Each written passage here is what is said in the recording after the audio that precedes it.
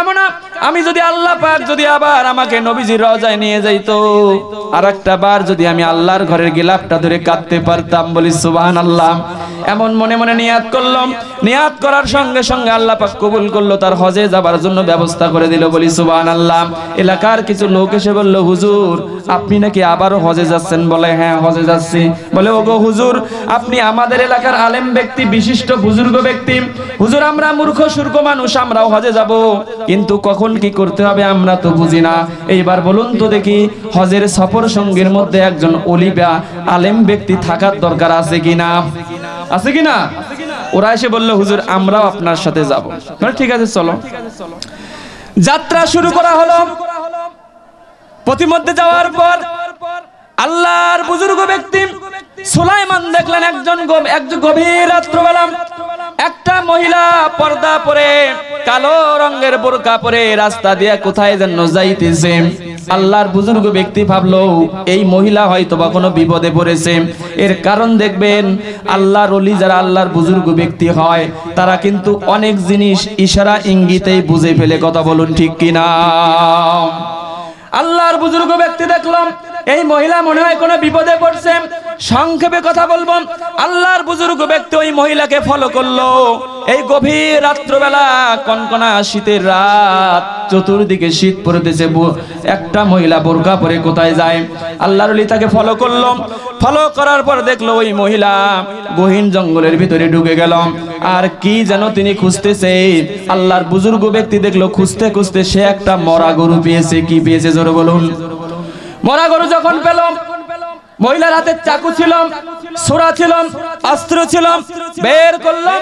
পশুর চামড়াটা সেলাইয়া দেওয়ার পর ওই পশুর শরীর থেকে, মৃত্যু পশুর শরীর থেকে কিছু গোস্ত কেটে কেটে নিয়ে তার টুপলির মধ্যে ভরায়া নিল। এরপর গোস্ত নিয়ে আসে বাড়ির দিকে যাইতেছে। আল্লাহর বুজুর্গ ব্যক্তি বলল, হায় রে, এই ব্যক্তিকে এই গোস্তগুলো করবে কি? এই মহিলা কি জানে না? আপনারা বলেন তো, মৃত্যু প্রাণীর গোস্ত খাওয়া আমাদের জন্য হালাল না হারাম? হালাল না হারাম? মৃত্যু প্রাণীর গোস্ত খাওয়া হালাল না হারাম? আরে বাবা কেমন কথা! পশুটা না মরলে খাবেন কেমনে? জব গোটালে নাকি জীবিত অবস্থায় পাতিলে দেন নাকি? মৃত্যু করে তো খাইতে হবে। কথা বলুন।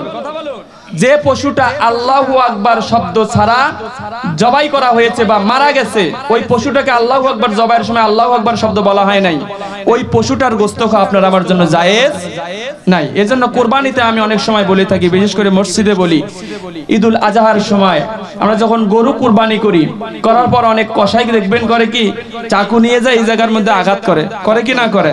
বিজ্ঞান নিষেধ করছে, বিজ্ঞানী বলছে এই কাজ করবেন না, আপনারাও এই কাজ করতে দেবেন না। এর কারণ হলো, একটা পশুর শরীর থেকে যখন রক্ত ঝরতেছে, ওই পশুটা তার শরীরের ভিতরে, তার হাড়ে, তার ফুসফুসে বাতাস দেওয়ার জন্য জোরে ঝাঁকুনি দিবে, জোরে খিঁচুনি দিবে, তার রুহুটা বের হচ্ছে, সে কষ্টে আছে, এজন্য সে দাবাদাবি তো করবেই।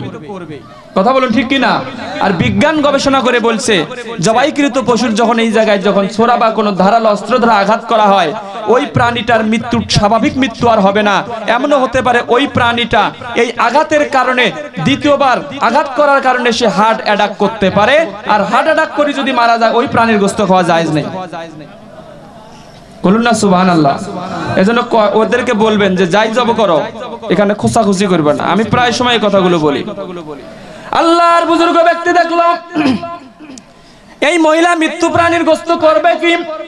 আমার ভাইয়েরা, এই জায়গার ভিতরে হাসান বসরি মাসলা দিয়েছেন, কোন একটা অভাব মুক্ত পরিবার যদি 3 দিন ধরে খাইতে না পারে, না খাওয়ার কারণে তাদের রুহু যেন বের হয়ে যাচ্ছে, দুনিয়া থেকে বিদায় নিয়ে যাবে, তাদের সামনে কোনো খাদ্য নাই কিন্তু মৃত্যু প্রাণী আছে, আল্লাহ রাসূলের মাসলা বলছে জীবন বাঁচার খাতিরে ওই পরিবারের জন্য মৃত্যু প্রাণীর গোশত খাওয়া হালাল করে দিয়েছেন কে? জোরে বলুন না সুবহানাল্লাহ। এই বুজুর্গ ব্যক্তি বললে এ বুঝি মাসলা জানে না। বুজুর্গ ব্যক্তি সেই মাসলা জানে না, কিন্তু ওই মহিলা মাসলা জানে। মহিলার পিছন পিছন গেল, যায় দেখলো মহিলা একটা দরজা খুলে ভিতরে ঢুকে বলল, আর ঘরের ভিতর থেকে মেয়ে মানুষের কণ্ঠে আওয়াজ আসতেছে, মা তুমি আমাদের জন্য খাবার নিয়ে আসছো নাকি? মা বলল, হ্যাঁ আমি এনেছি, এই যে গোশত তোমরা খাও। বুজুর্গ ব্যক্তি দৌড়ে এসে মহিলার পিছনে পিছনে এসে দরজার কাছে কান পেতে দিয়ে শুনলো, তারা বলতেছে, মা আমাদের খুব ক্ষুধা লেগেছে, আমরা বিগত 6 দিন ধরে আমরা কোনো খাদ্য খাই নাই। বলি নাউজুবিল্লাহ। 6 দিন থেকে এমন অভুক্ত পরিবার যদি পান, তাদেরকে আপনারা খাওয়াবেন, সাহায্য করবেন। আমার ভাইয়েরা, এই গোশত রান্না করা হবে। এমন সময় আল্লাহর বুজুর্গ ব্যক্তি ঘরের দরজার কড়া নাড়লো, বলল, হো বুড়িমা তুমি একটু দরজাটা খুলিয়া দাও। বুড়িমা বলল, না বাবা, গভীর রাত্রবেলা, তুমি পরপুরুষ, তোমাকে আমি জীবনে দেখি নাই, চিনিও না, আমি কেন দরজা খুলবো? দরজা আমি খুলবো না, বরং কি বলবে তুমি বলো। যখন অনুনয় বিনয় করলো, দরজাটা খুলে দিল। বলল, মা আমার কাছে হজে যাবার জন্য এই টাকাগুলো রয়েছে। বুজুর্গ ব্যক্তি কোথায় যাচ্ছে মনে আছে? আপনারা ঘুমাচ্ছেন নাকি? বুজুর্গ ব্যক্তি কোথায় যাচ্ছে? হজের দিকে যাচ্ছে। আমার ভাইয়েরা, বুজুর্গ ব্যক্তি বলল, মা আমার কাছে হজে যাবার জন্য যে সমস্ত খাদ্য দ্রব্য আর যে সমস্ত টাকা পয়সা আমার কাছে আছে, আমি আমার সমস্ত খাদ্য দ্রব্য আর টাকাগুলো তোমার ঘরের মধ্যে আমি রেখে গেলাম, তুমি এগুলো দিয়ে তোমার পরিবারের ভরণ পোষণ দিবা। বলি সুবহানাল্লাহ। আমার ভাইয়েরা, সমস্ত টাকাগুলো দেওয়া হলো। এরপর যখন আসতেছে, তার সঙ্গীরা যারা বলল, হুজুর আমরা আপনার সাথে যাব। প্রতিমধ্যে বলল, হুজুর আপনি যান কেন, ব্যাপার কি? বলল, বাবা আমি এইবার হজ করতে পারবো না, তোমরা চলে যাও। তার সঙ্গীরা হজে চলে গেল। হজে যাবার পর তারা হজ করে ফিরে আসলো। হজ করে ফিরে আসার পর তারা বুজুর্গ ব্যক্তির বাড়িতে গেল, যে এই হুজুর আমাদেরকে বলল হজে যাবে না, কিন্তু হুজুর কেন আমাদের মিথ্যা বলল? জীবনে তো হুজুর আমাদেরকে মিথ্যা বলে নাই, আজ কেন মিথ্যা বলল? আমার ভাইয়েরা, ভুল বুঝার কারণে কিয়ামত পর্যন্ত এমনি করে আল্লাহর বুজুর্গ ব্যক্তি এবং আল্লাহর আলেম ব্যক্তি কিয়ামত পর্যন্ত তাদের উপরে মিথ্যাচার চাপিয়ে দেওয়া হবে। কথা বলুন ঠিক কিনা? আজকের মিথ্যাচার শুধু আজকের নয়, পৃথিবীর শুরু থেকে আজ পর্যন্ত আছে, কিয়ামত পর্যন্ত এটা থাকবে। কথা বলুন ঠিক কিনা?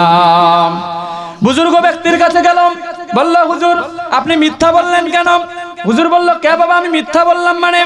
বলে, হুজুর আপনি বললেন হজ করবেন না, হজে যাবেন না, কিন্তু হুজুর আমরা যখন হজ থেকে যখন আমরা উঠ থেকে নেমে বললাম, আমরা সর্বপ্রথম ওই জমিনের মধ্যে নারায়ে তাকবীর,